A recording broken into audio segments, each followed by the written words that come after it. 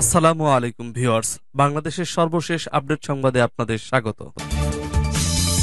জানিয়ে দিব আমাদের হাতে থাকা সর্বশেষ গুরুত্বপূর্ণ আপডেট বাংলা সংবাদ। স্বৈরাচারী হাসিনা পালিয়ে গেলেও প্রেতাত্মারা এখনো দেশে অবস্থান করছে। জানিয়ে দিব বিদ্যুতের মূল্য বাবদ ভারতকে $270 মিলিয়ন দেবে বাংলাদেশ। আরো জানিয়ে দিব ভারতকে ৩,০০০ মেট্রিক টন ইলিশ রপ্তানিতে ক্ষুব্ধ বাংলাদেশের জনগণ। এবং আরো জানিয়ে দিব সাধারণ আমানতকারীদের ঘাড়ে এস আলমের লুটপাটের দায়। সর্বশেষ জানিয়ে দিব রাজনৈতিক পট পরিবর্তনে আবারও চালু হচ্ছে বন্ধ করে দেওয়া গণমাধ্যমগুলো। শুনছিলেন সংবাদ শিরোনাম, এরপর বিস্তারিত। তার আগে অনুরোধ থাকবে, ভিডিওটি যদি ভালো লেগে থাকে ভিডিওটিতে একটি লাইক এবং কমেন্ট করে জানিয়ে দিন ভিডিও সম্পর্কে আপনার মূল্যবান মতামত, এবং আরো কমেন্ট করে জানিয়ে দিন ভিডিওটি আপনি কোথা থেকে দেখছেন এবং শুনছেন। স্বৈরাচারী হাসিনা পালিয়ে গেলেও প্রেতাত্মারা এখনো দেশে অবস্থান করছে বলছে তারেক রহমান। বিএনপির ভারপ্রাপ্ত চেয়ারম্যান তারেক রহমান বলছে, ৫ আগস্ট ছাত্র জনতার যে বিপ্লব ঘটিয়েছে তা অবিস্মরণীয়। ২০২৪ এর বীর শহীদদের প্রতি শ্রদ্ধা জানিয়ে তিনি বলেন, শহীদদের যে আত্মত্যাগটা আমাদের কাজে লাগাতে হবে। তিনি বলেন, স্বৈরাচারী হাসিনা পালিয়ে গেলেও তার প্রেতাত্মারা এখনো দেশে অবস্থান করছে, তাদেরকে চিহ্নিত করতে প্রশাসনের ঢালে সাজাতে হবে। শনিবার ২১ সেপ্টেম্বর বিকেলে ইনায়েতপুর, বেলকুচি এবং চৌহালি উপজেলা বিএনপির উদ্যোগে এনায়েতপুর হাই স্কুল মাঠে আয়োজিত এক স্মরণ সভায় প্রধান অতিথির বক্তব্যে তিনি এসব কথা বলেন। শেখ হাসিনার সরকারের বিরুদ্ধে ছাত্র জনতার আন্দোলনে নিহতদের স্মরণে এই স্মরণ সভা অনুষ্ঠিত হয়। তারেক রহমান বলেন, ২৪ এর গণবিপ্লব ছিল ভোটের অধিকার ফিরিয়ে আনার যুদ্ধ। আমরা দেশকে আজ স্বৈরাচার মুক্ত করতে পেরেছি, আমাদের লক্ষ্য অর্জন করতে পেরেছি। আমাদের আরো পথ বাকি আছে, এই পথে সঠিকভাবে পাড়ি দিতে হবে, এতে দেশের মানুষের ভোটের অধিকার প্রতিষ্ঠিত হবে।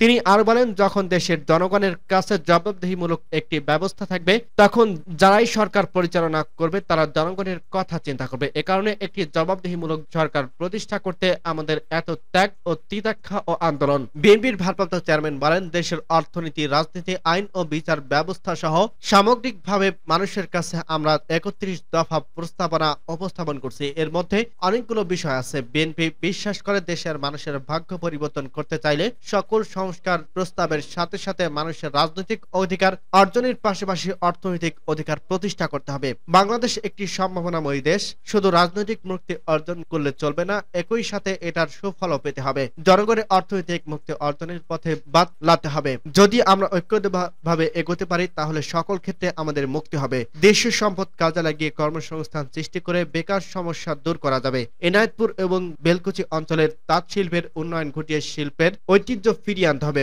বলেন তারেক রহমান। এ সময় ভার্চুয়ালি বিশেষ অতিথির বক্তব্য রাখেন বিএনপির স্থায়ী কমিটির সদস্য সাবেক মন্ত্রী ইকবাল হাসান মাহমুদ টুকু। স্মরণ সভায় সভাপতিত্ব করেন বিএনপির রাজশাহী বিভাগীয় সহ সাংগঠনিক সম্পাদক আমিরুল ইসলাম খান আলিম। বক্তব্য রাখেন বিএনপির সিনিয়র যুগ্ম মহাসচিব অ্যাডভোকেট রুহুল কবির রিজভী। সিরাজগঞ্জ জেলা বিএনপির সভাপতি রোমানা মাহমুদ, সাধারণ সম্পাদক সাইদুর রহমান বাচ্চু, জেলা বিএনপির প্রধান উপদেষ্টা ডক্টর এম এ মোহিত, জেলা বিএনপির যুগ্ম সাধারণ সম্পাদক হারুনুর রশিদ খান হাসান ভিপি, শামীম খান, সাংগঠনিক সম্পাদক মির্জা মোস্তফা জামান, আবু সাইদ সুইদ।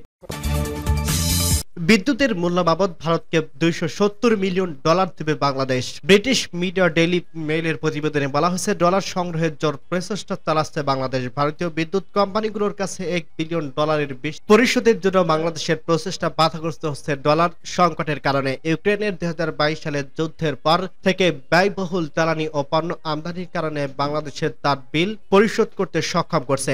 এখন রাজনৈতিক অস্থিরতা এর সংকটের আরো কঠিন হয়েছে। তবে শীঘ্রই বাংলাদেশের বিদ্যুতের মূল্য বাবদ ভারতকে $270 মিলিয়ন পরিশোধ করবে। প্রতিবেদনে বলা হয়, বাংলাদেশ তার ক্রমহ্রাসমান বৈদ্যুতিক মুদ্রার রিজার্ভের স্থিতিশীল করতে আন্তর্জাতিক ঋণদাতাদের কাছে থেকে জরুরিভাবে $5 বিলিয়ন আর্থিক সহায়তা চাইছে এবং এর কেন্দ্রীয় ব্যাংক ক্রমবর্ধমান মুদ্রাস্ফীতি নিয়ন্ত্রণে মূল সুদের হার বাড়িয়েছে। গত বছর দেশটির আন্তর্জাতিক মুদ্রা তহবিল IMF এর কাছে $4.7 বিলিয়ন চেয়েছিল।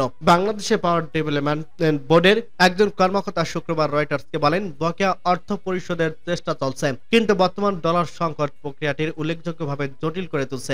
ভারতের বিদ্যুৎ কোম্পানিগুলোর কাছে $1 বিলিয়ন বেশি বকেয়ার মধ্যে প্রায় $800 মিলিয়ন বকেয়া রয়েছে আমদানি পাওয়ার কাছে। পিটিসি ইন্ডিয়ার একজন মুখপাত্র জানিয়েছে, তার কোম্পানি ২০১৩ সাল থেকে বাংলাদেশ বিডিপির সঙ্গে ব্যবসায়িক সম্পর্ক তৈরির পর ২০২২ থেকে বৈদ্যুতিক সরবরাহ করে আসছে। বৈদ্যুতিক বকেয়া বাবদ $270 মিলিয়ন পরিশোধ চিঠিও দেওয়া হয়েছে। বকেয়া না পেয়ে তারা অস্থির পরিস্থিতির মধ্যে পড়ছে। ভারত থেকে বাংলাদেশে তার চাহিদা 20% বিদ্যুৎ আমদানি করে গত 8 থেকে 9 মাস ধরে বিদ্যুতের জন্য অর্থ পরিশোধ করেনি। 2018 সালে আরেক ভারতীয় কোম্পানি SEIL 15 বছরের মেয়াদে বাংলাদেশে বিদ্যুৎ সরবরাহ একটি চুক্তি করে।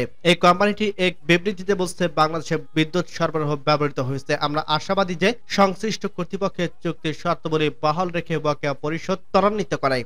SIL এর PTC ইন্ডিয়া বাংলাদেশের সাথে যথাক্রমে 34.1 মিলিয়ন 30.7 মিলিয়ন বিদ্যুৎ চুক্তি সম্পর্কিত ব্যাংক গ্যারান্টি রয়েছে। যদি দ্রুত বাংলাদেশে এসব শর্ত পরিশোধ না করে তাহলে তার ব্যাংক গ্যারান্টিগুলো নগদ অর্থ ভাঙিয়ে দিতে পারে। ভারতে 3000 টন ইলিশ রপ্তানির অনুমোদন। আসন্ন দুর্গাপূজা উপলক্ষে ভারতে 3000 মেট্রিক টন ইলিশ মাছ রপ্তানির অনুমোদন দিয়েছে বাণিজ্য মন্ত্রণালয়। গতকাল এক বিজ্ঞপ্তিতে এ তথ্য জানিয়েছে বাণিজ্য মন্ত্রণালয়। এতে বলা হয়, আসন্ন দুর্গাপূজা উপলক্ষে বিভিন্ন রপ্তানিকারকদের আবেদনের প্রেক্ষিতে নির্ধারিত শর্তাবলী পূরণ সাপেক্ষে 3000 মেট্রিক টন ইলিশ রপ্তানির অনুমোদন দেওয়া হলো। বাংলাদেশের ভৌগোলিক নির্দেশক পণ্য বা GI পণ্য হিসেবে 2017 সাল থেকে স্বীকৃতি ইলিশ টানা 5 বছর ধরে ভারতে ইলিশ রপ্তানি করে আসছে বাংলাদেশ।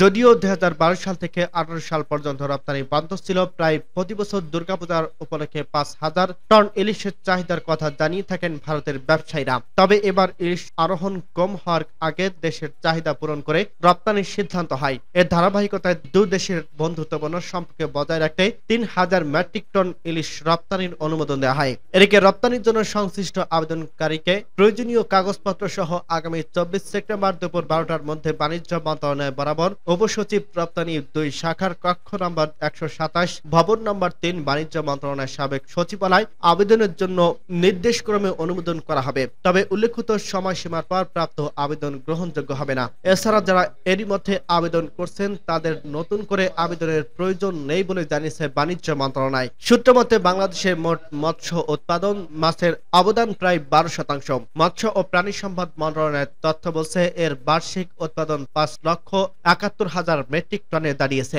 মে জুন থেকে অক্টোবরের মাঝামাঝি পর্যন্ত ইলিশ আরোহণের মৌসুম। এই সময়টাকে পিক টাইম বলে মনে করেন ব্যবসায়ীরা। যদিও এবার ইলিশ আরোহণের আগে কিছুটা কম। চাঁদপুরে মৎস্য বণিক সমিতির সভাপতি আব্দুল বারী মজুমদার বলছে, বিগত বছরগুলোর তুলনায় এবার এই সময়টায় মাছের দেখা মিলছে খুবই কম। এদিকে গত 11ই আগস্ট মৎস্য ও প্রাণী সম্পদ উপদেষ্টা ফরিদা আক্তার জানিয়েছে, দেশবাসী ইলিশ পাবে না আর বিদেশে রপ্তানি হবে, এটা হতে পারে না।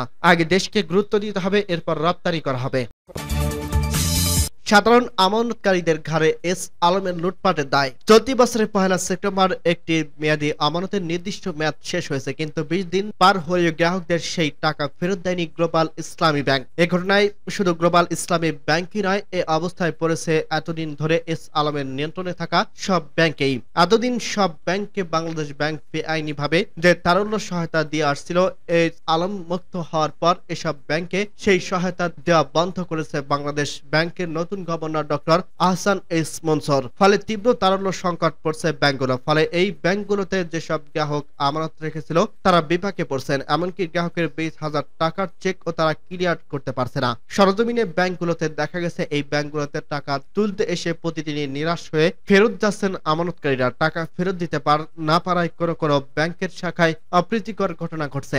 গত বৃহস্পতিবার গ্লোবাল ইসলামী ব্যাংকে পল্টন শাখায় গিয়ে দেখা যায়, মেয়াদি আমানতের মেয়াদ শেষ হলে টাকা তুলতে পারছে না বেসরকারি প্রতিষ্ঠানের কর্মকর্তারা। মোস্তাক আহমেদ কালবেলাকে বলেন, 2 বছর আগে 8.5% মুনাফায় 3 লক্ষ টাকা রেখেছিলাম, যা গত 1 সেপ্টেম্বর মেয়াদ পূর্ণ হয়েছে। এখন পর্যন্ত 5 দিন ব্যাংকে এসেছি আমার টাকা তুলতে, কিন্তু ব্যাংক টাকা দিচ্ছে না। ব্যাংকে থেকে তাকে বলা হয়েছে এখন টাকা নেই, বড় অঙ্কের টাকা জমা হলেই সেটা দেওয়া হবে। তিনি ক্ষোভ প্রকাশ করে বলেন, আমরা টাকা দিয়ে এতদিন ব্যাংকে ব্যবসা করছে, যার একটা অংশ আমাকে মুনাফা দেবে, ফলে এখন আমার প্রয়োজনে সেই টাকা ফেরত পাবো না। এত খারাপ অবস্থা জানলে এই ব্যাংকের টাকা রাখতাম না বলে অপেক্ষা করেন তিনি। শাহজালাল ইসলামী ব্যাংকের এক শাখায় টাকা তুলতে গিয়ে গ্রাহকের টাকা ফেরত দিতে পারেনি, বরং উল্টে তার সঙ্গে খারাপ ব্যবহার করা হয়েছে। এতে করে ব্যাংকের টাকা রাখার প্রতি মানুষের এক ধরনের বিরূপ প্রভাব পড়ছে, যা ভবিষ্যতে আরো বড় সংকট তৈরি করতে পারবে বলে জানিয়েছে সংশ্লিষ্টরা। তারা বলছে, নানা অনিয়ম ও দুর্নীতির মাধ্যমে ব্যবসায়ী প্রতিষ্ঠান এস আলম ব্যাংক খাত থেকে নামে বেনামে প্রায় 2 লক্ষ কোটি টাকা লুটপাট করছে, যার অধিকাংশই পাচার হয়ে গেছে। এখন এস আলমের সেই দায় নিয়েছে সাধারণ আমানতকারীদের। আবারও চালু হচ্ছে বন্ধ করে দেওয়া সেই গণমাধ্যমগুলো। রাজনৈতিক পট পরিবর্তন। আওয়ামী লীগ সরকারের দীর্ঘমেয়াদে অন্যায়ভাবে বন্ধ করে দেওয়া গণমাধ্যমগুলো আবার চালু হচ্ছে। Dainik Amar Desh, channel one, Islamic TV, CSP, Diganta TV সহ কয়েকটি গণমাধ্যম চালু করার প্রস্তুতি চলছে। ছাত্র জনতার গণ আন্দোলনে শেখ হাসিনা সরকার পতন করে এসব গণমাধ্যম ফের চালুর প্রক্রিয়া শুরু হয়। ইতিমধ্যে দৈনিক দিনকাল পুরোদমে প্রকাশনা ফিরছে। দর্শক ও পাঠকদের সামনে আসছে। এরই মধ্যে কয়েকটি গণমাধ্যম পুরোদমে তৎপরতা রয়েছে। আইনি প্রক্রিয়া শেষ করে আবার আসার প্রস্তুতি নিয়েছে কেউ কেউ। খোঁজ নিয়ে জানা গেছে পাঠকদের সামনে হাজির হতে বেশ জোরে সোরে তৎপরতা শুরু করছে বিগত সরকারের রোষানলে বন্ধ হয়ে যাওয়া পাঠক প্রিয় পত্রিকা আমার দেশ। পত্রিকা ফের প্রকাশের জন্য ইতিমধ্যে ডিসি অফিস, ডিএসপি এবং স্পেশাল ব্রাঞ্চে ক্লিয়ারেন্স সবকটি ছাড়পত্র সম্পন্ন করছে। দাপ্তরিক কাজগুলো শেষ হয়েছে প্রতিষ্ঠানটির। আগামী মাসের প্রথম দিকে তুরস্ক থেকে দেশে ফিরছেন পত্রিকাটির আলোচিত ও নির্যাতিত সম্পাদক মাহমুদুর রহমান। দেশে ফিরে আইনি লড়াই করবেন তিনি। তার স্ত্রী পারভিন সুলতানা ইতিমধ্যে দেশে ফিরছেন। নির্ভরযোগ্য একাধিক সূত্রে জানা গেছে শেখ হাসিনার ছেলে ও তার সাবেক তথ্য প্রযুক্তি বিষয়ক সজীব অজিত জয়ের লুটপাট এবং যুদ্ধ অপরাধ মামলা নিয়ে বিচারপতি নিজামুল হক নাসিমের স্কাইপে কেলেঙ্কারি নিয়ে প্রতিবেদন প্রকাশের জেরে আমার দেশ পত্রিকা বন্ধ করে দেয় আওয়ামী লীগ সরকার। একই সঙ্গে পত্রিকাটির নিজস্ব ছাপাখানা সিগন্যাল সিলগালা করে দেওয়া হয়। দীর্ঘদিন বন্ধ থাকায় পুরো প্রেসটি একটি পরিত্যক্ত স্থাপনায় পরিণত হয়েছে। লুটপাট হয়ে গেছে সব যন্ত্রপাতি, যার কোনো কিছুই আর ব্যবহারের উপযোগী নয়। সেজন্য পত্রিকাটির আল ফালা প্রিন্ট প্রেস থেকে ছাপানোর জন্য ইতিমধ্যে একটি চুক্তি স্বাক্ষর করছে। আপাতত পুরান পল্টনে একটি অস্থায়ী কার্যালয় থেকে দাপ্তরিক কার্যক্রম চলে কারওয়ান বাজারে একটি অফ দেখা গেছে। ডিসেম্বরের মধ্যে পত্রিকাটি আবার পাঠকের সামনে পৌঁছে দেওয়ার লক্ষ্যে সব ধরনের প্রস্তুতি চলছে। দিগন্ত টিভি রাষ্ট্রীয় ক্ষমতার পালা বদলে 11 বছর পর সম্প্রচারণে ফেরার প্রস্তুতি নিচ্ছে মার্জিত দর্শক প্রিয় চ্যানেল দিগন্ত টেলিভিশন। 2013 সালে 5 মে মতিঝিলের শাপলা চত্বরে হেফাজতে ইসলামের কর্মসূচি কেন্দ্র করে ব্যাপক সহিংসতার পরদিন বিদ্বেষ ও গুজব ছড়ানো এবং দায়িত্ব জ্ঞানহীনতার অভিযোগে দিগন্ত টেলিভিশন এবং ইসলামী টিভির সম্প্রচার সাময়িকভাবে বন্ধ করে দেয় আওয়ামী লীগের নেতৃত্বাধীন মহাজোট সরকার। দিগন্ত টিভি বন্ধ করে দেওয়ার বিষয়ে তৎকালীন তথ্যমন্ত্রী হাসানুল হক ইনু বলেছিল, দিগন্ত টেলিভিশন সহ একটি টেলিভিশন ঘটনাকে হেফাজতে ইসলামের আন্দোলন উস্কে দিচ্ছে। এসব চ্যানেলের বিদ্বেষ ও গুজব ছড়ানোর মাধ্যমে দায়িত্ব জ্ঞানহীনতার পরিচয় দিয়ে চরম অপরাধ করছে। তাই তথ্য মন্ত্রণালয়ের বাধ্য হয়ে প্রচলিত আইনে এ ধরনের গণমাধ্যমের বিরুদ্ধে ব্যবস্থা নেওয়ার জন্য স্বরাষ্ট্র টেলিযোগাযোগ মন্ত্রণালয়ের প্রতি অনুরোধ জানিয়েছেন।